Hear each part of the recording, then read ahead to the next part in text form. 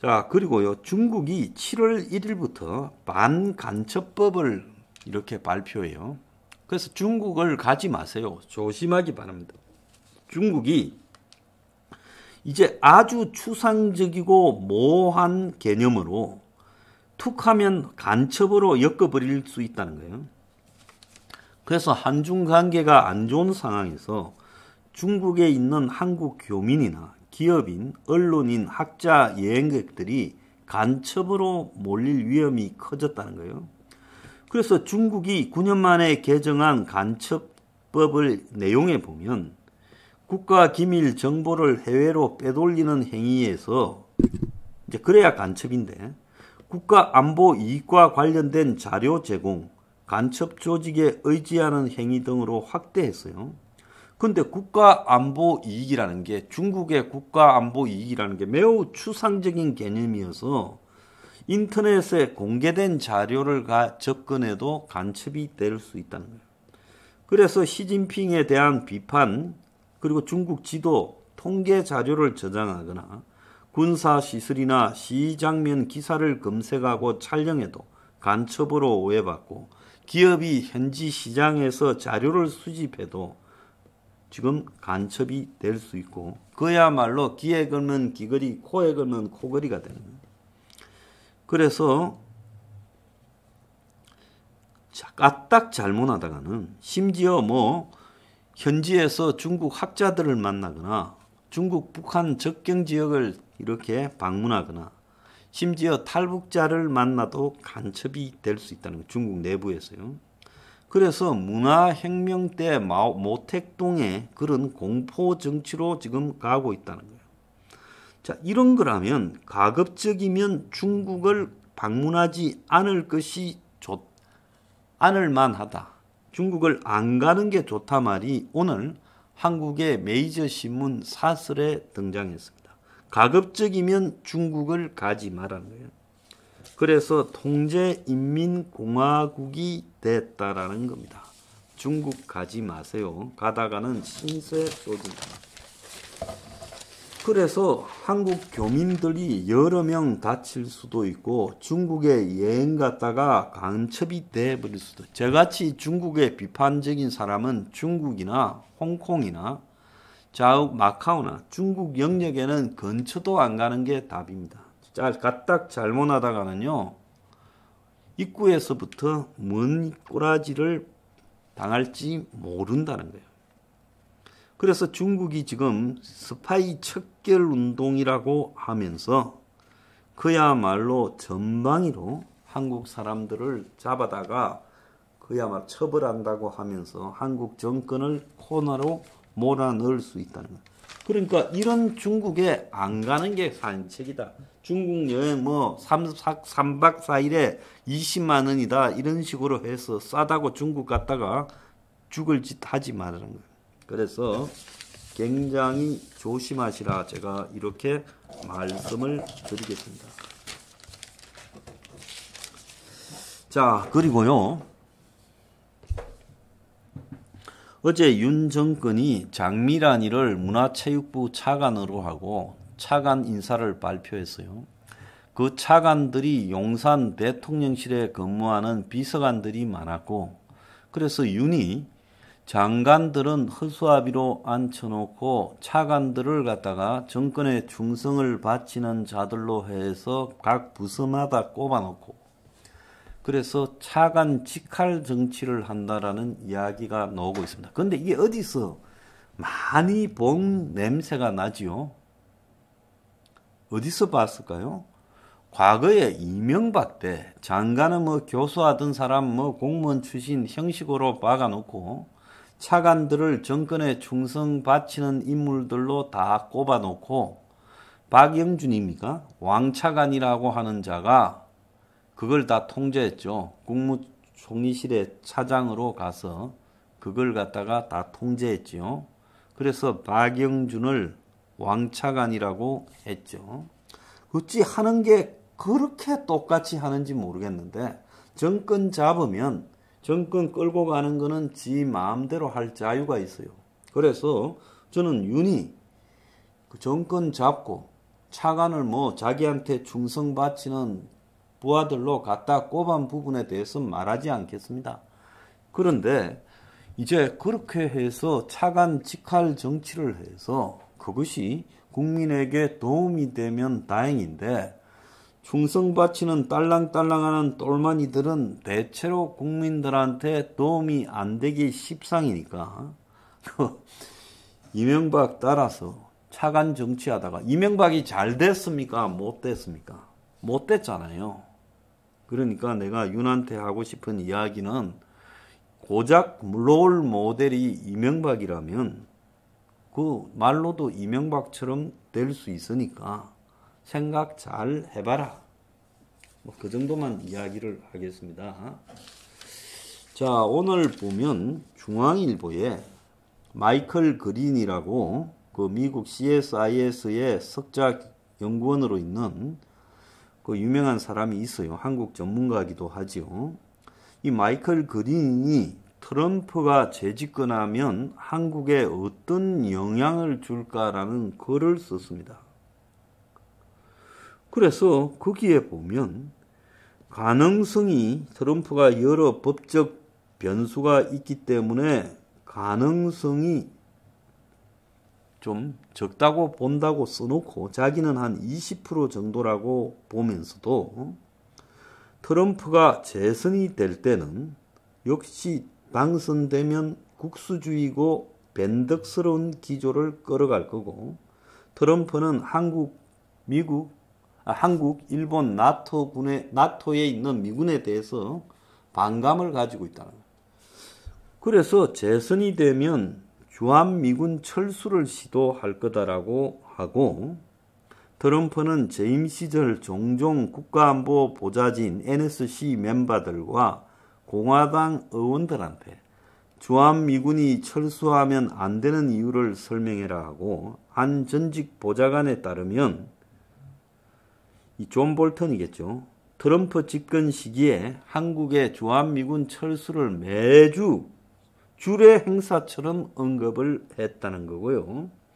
심지어 2018년 6월 싱가포르 미북 정상회담에 앞서서는 푸틴에게 주한미군 철수하라는 조언을 들었다고 밝히기도 했다는 거예요. 미국 대통령이라는 게 러시아 대통령한테 주한미군 철수 조언을 들었다고 쫄병들한테 그 말을 하더라는 거예요.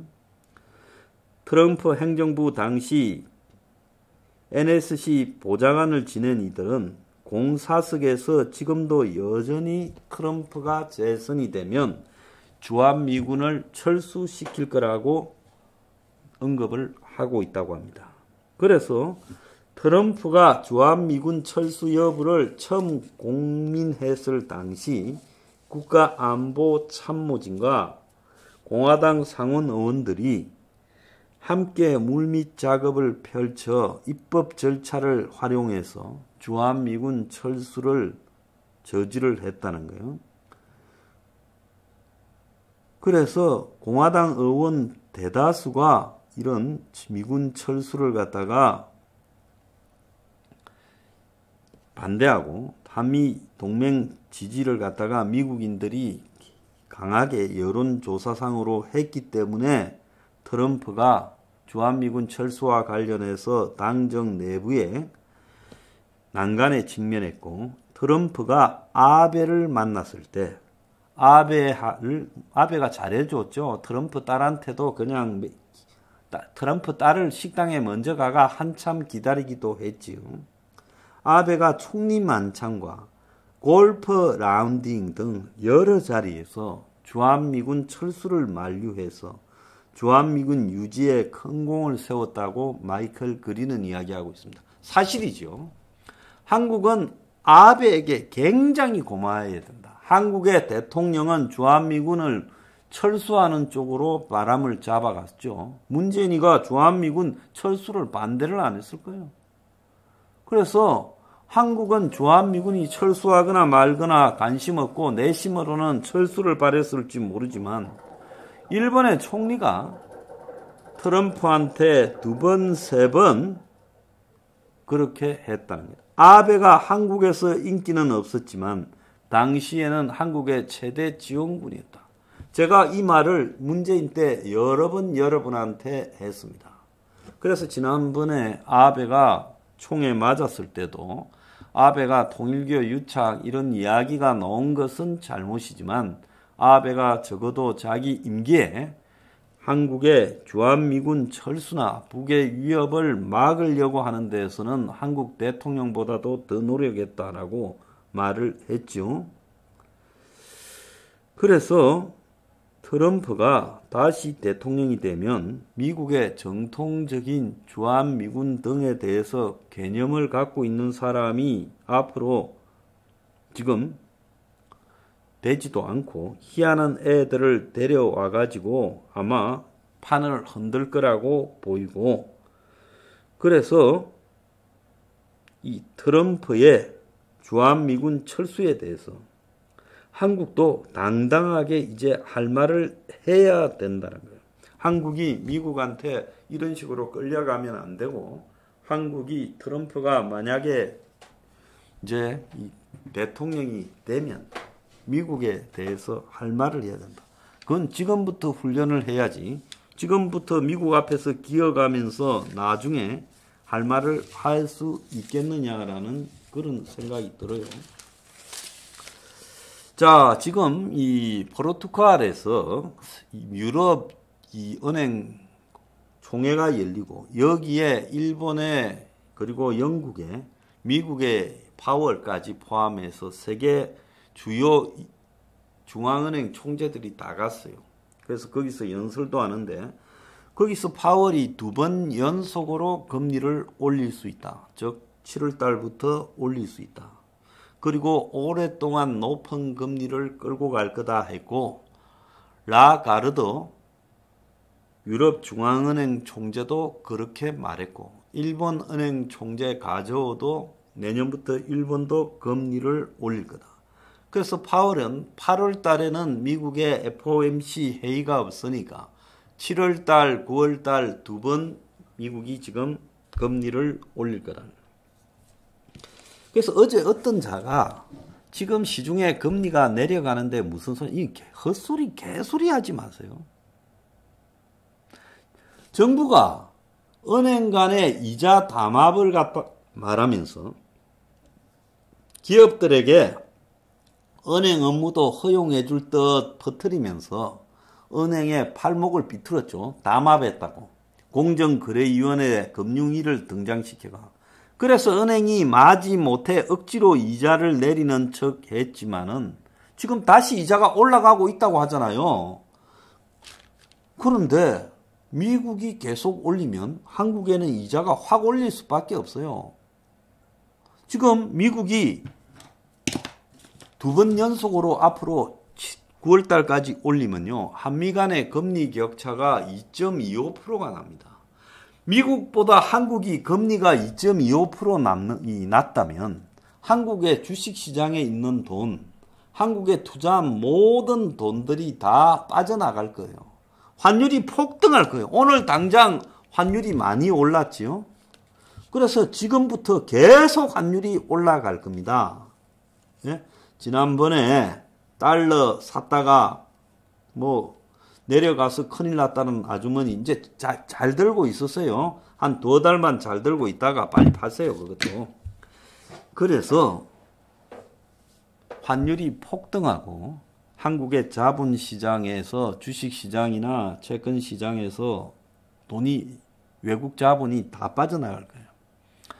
그러면서 한국의 금리를 한국은행이 올려야 됩니다. 뭐 안 올리고는 못 버틸 거다. 그래서 한국은행이 금리를 올리기 시작하고, 그럼에도 미국이 더 올리고, 그리고 한 2년쯤을 저렇게 높게 유지하게 되면 그 과정에서 끝나버린다는 거예요. 끝나버린다.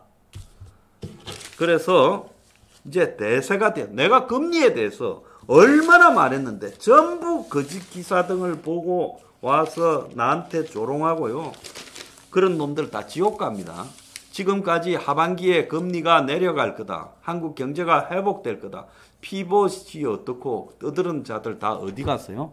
그렇게 말한 이 한국의 매체들, 특히 조중동 매경, 그리고 한국의 무슨 금융연구소, 재벌연구소, 그리고 무슨 주식, 무슨 투자연구소, 이런 데 있는 전문가를 자처한 놈들은 지금 접시물에 코를 박고 다 죽어야 되지 않겠어? 그것도 못 맞추면서 어떻게 전문가라고, 예? 주식 팔아먹을 장난하고 부동산 팔아먹을 장난하고 경제 전문가이냐 헛소리를 해요? 눈앞에서 살살 입장 바꾸는 게 전문가가 아니라 한결같은 소신으로 금리가 올라갈 건가 내려갈 건가를 알 수 있어야 전문가죠. 이제 대한민국의 황장수 이하 경제 전문가, 금융 전문가 하나도 없어요. 앞으로 금융 전문가라고 끄떡이는 것들만 있어 보세요. 내 그냥 안 둔다는 거예요. 자, 새마을 금고 난리 났다고 오늘 중앙일보 경제면에 나왔습니다. 새마을 금고가 지금 터지기 직전이고 온 사방에 부실화되어서 벌써 오늘 남양주에 있는 새마을 금고 하나가 폐업했어요. 새마을 금고 수십 개를 당장 폐업시켜야 되고 연체율부터 부실화가 말을 못할. 내가 왜 새마을 금고 이야기했는지 아세요? 내가 은행 중에서 새마을 금고가 제일 빨리 망할 거다. 지금 새마을금고 중앙회 회장부터 여러 사람이 수사를 받고 있는 와중에 지금 새마을금고가 난리 났다고 검색해 보세요. 새마을금고가 난리 났다고 기사가 나오고 있어요. 새마을금고가 전국에 한 1,300개 되는 지점 동원회가요. 선행사실 등을 연탄 나르기 뭐 이런 것들을 올리면서요. 기사를 지우고 있어요. 비판적인 기사를요. 그렇게 한다고 본질이 가려집니까? 주식이 뭐 다시 올라가는 둥? 예? 뭐 부동산이 다시 급상승 중이라는 둥? 전부 다 개뻥입니다. 금리 올라가고 그리고 경기는 추락해서 침체가 공황으로 전개되고 자산은 전부 반토막이 날 거다는 거예요. 그래서 지금까지 정도 지켜봤으면 앞으로도 어떨 거라는 것도 맞을 거라고 보고 생각을 해야죠. 그러지 않습니까? 그래서 점점 내 말 뺏기는 사람 늘어나지요? 아마 좀 있으면 전부 내하고 똑같은 소리 할 거예요. 비열하니까. 왜? 전문가라는 것들이 지금 계속 틀리니까 앞으로 전문가 해가지고 먹고 살기가 어려워지니 황장수라도 뺏기면 밥은 비로 먹는다. 뭐 이렇게 하지 않겠어요? 그래 지금 남양주의 호평 새마을금고가 문을 닫았죠. 합병돼 버려서 폐업했어요. 자, 그래서 그 와중에 떨어지는 부동산 가격을 보금자리 론을 통해가 25조를 풀어서 받쳐주겠다고. 오세훈이는요, 저 성수동에다가 아주 디자인을 강변에 잘해가지고 서울에 그야말로 이 시금석이 될 만한 디자인 빌딩을 지으면 한 60층도 허가해 주겠다. 그래서 뭐 성수동에다가 만가구씩 이렇게 지으려고 하는 모양인데 나 하나 물어봅시다. 성수동에 그렇게 디자인을 잘한 멋진 아파트들을 지금 성냥 박스형이 아니라 멋지게 디자인한 아파트들을 한 60억씩 지으면 그렇게 지으면 60층씩 지으면 그 아파트는 한 채 얼마 할까요? 최소한 50억 이상 100억까지 가지 않겠어요? 그걸 누가 살 수 있을까요? 대한민국의 상위 0.1%가 2만 가구입니다. 예? 대한민국의 상위 0.1%가요. 70억대 재산 가지고 있어요. 순자산. 가구당. 그러면 저거 재산 다 틀어서 그거 하나 살고 말겠습니까? 살 사람이 없지요. 그런데 정권이나 서울시장이나 하는 꼬라지가 마카로 희한한 짓거리를 하고 있어요. 좀 있어 보세요. 경기 나쁠 게 하나도 없다라는 게 어제 어느 언론 제목입니다. 한국은행이나 부총리 말을 빌자면 경기 나쁠 게 하나도 없다. 참으로 미치지 않았으면 어떻게 저런 말을 할 수 있을까? 아마 지금쯤 제 말이 틀렸고 금리가 미국에서 내리기 시작하고 그리고 위기를 넘겼고 연착륙했다 이렇게 하면요. 아마 이 세상에 다 달라들어서 저를 죽였을 거예요. 내가 아마 방송 접고 당도 해체했을 거예요. 우리 당에 도망간 사람도 많을 거예요. 그래도 제가 점을 좀 잘 쳐가지고 점장이 기술로 살아남았은 겁니까? 점이 아니죠. 현실을 보는 이 눈, 제가 사심없이 현실을 보기 때문에 저 미국의 파월 연준 의장도 저게 왔다리 갔다리 하잖아요, 말이. 그런데 내가 시종 일관 뭘 했습니까? 금리 못 내리고 높은 상태에서 장기간 유지된다 하지 않았어요? 2년 이상 유지된다 하지 않았어요? 그것도 제가 벌써 작년에 했던 이야기 아니에요? 그러니까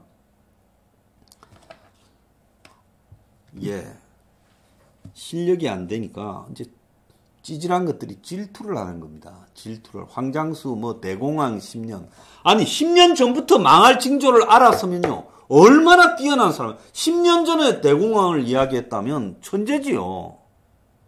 10년 전에 포퓰리즘을 이야기하고 거구의 전성시대가 올 거라고 했으면 천재 아니에요? 그래서 브렉시트가 올 거고 트럼프가 당선될 거고 이래 말했으면 천재면 천재를 알아서 모셔야지. 그걸 갖다가 10년째 대공황이라고 조롱하고 있어요? 자, 그런데 이런 방송을 한 27만 명씩이 봐야 될 건데 안 망하려면 대한민국에 돈 많은 것들이 다 망할 건가 봐요. 그러니까 돈 많은 것들이 엉뚱한 즉 돈이라면 한장한 것들이 돈이 앞으로 어떻게 될 건가를 이야기하는데 어떻게 이걸 안 봐요? 내가 만약에 상위 0.1%라면 황양수 절마 꼴 보기 싫지만은 저게 망하면 안 되니까 그래도 한 1억 보내줘라 방송 운영하게 이러면서 매일 황장수 거를 녹화해서 경제 이야기하면 그거 바로바로 내한테 이야기해라. 한국에서 제일 정확하다. 내 같으면 그렇게 하겠어요. 근데 그런 돈 보내줘도 안 받으니까 진짜 보내면 안 됩니다. 자, 오늘 여러분 제가 이제 오늘 저 청년들한테 강의를 합니다. 강의를요. 왜 하겠습니까? 그들로 하여금 니 혼자 잘 살려고 노력한다고 잘 살아지는 게 아니다. 그런 시대가 아니다. 그러니까 진짜 너네들이 잘 사는 삶이라는 것은 기득권에 의해서 주입되어진 그런 내용들이 아니다라는 걸 오늘 그들에게 말해 주려고 하는 겁니다. 자, 저도 오늘 5개 찍고 또 이 생방송하고 피곤하지요. 그렇지만은 오늘 밤에까지 또 일을 해야 됩니다.